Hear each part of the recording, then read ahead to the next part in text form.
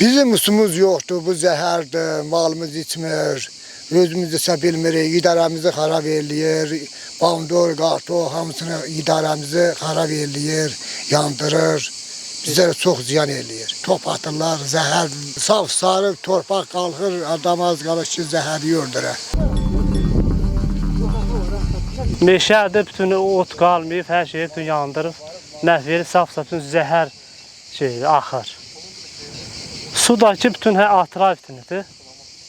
Havi zəhərləyir, malat suyu içmir. İdaralar da əmələ almır zəhərdən, havanın yaxşı olmamağından.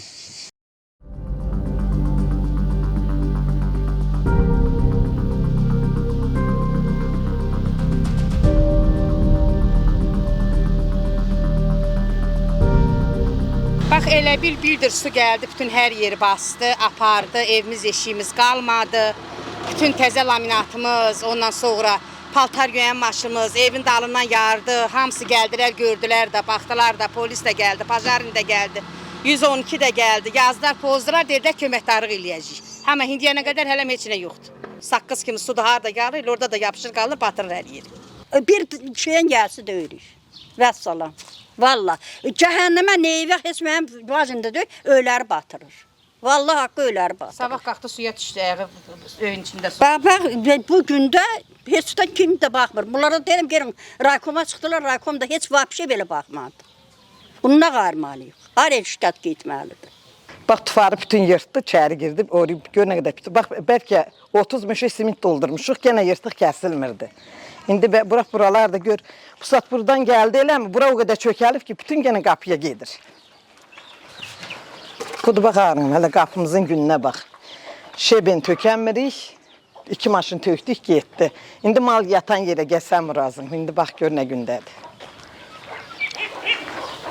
Bax, bəlkə də onun belə töyüğüm cücəm var idi, bütünü yud apardı. İndi buraya bax, ağa, gör, yırtıp nə qayrıb.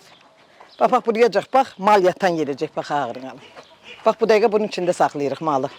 Quruyan ağaçlar budur, bax. Odur, bax, ağrım, o qədər ağaç var idi, qurudu, bir cog alıb, bax, ayağı üstə.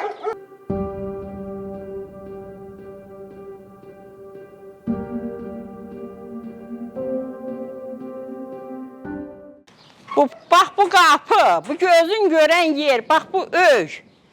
Bütün bax, bir belə dolmuşdu palçıqla. İçərdə də gənə var. Lambirinlərin, bax, buraların bütün uçmuşdu. Eləcə düzmüşəm əlimlə. Hələ bax ilə buraya. Bu lambirinlərə bax ilə ağa. Bax, bütün uçubdu. Bax, bütün uçub eləcə düzmüşəm arvad xaylağıya. Heç kimim yoxdur. Təhciyəm. Ağaçlar da bağçada qurudu getdi. Qaldım beləcə. Heç nə də yoxdur ta. Əlimi uzatmağa heç nə yoxdur. Batdı, getdi hər şeyim.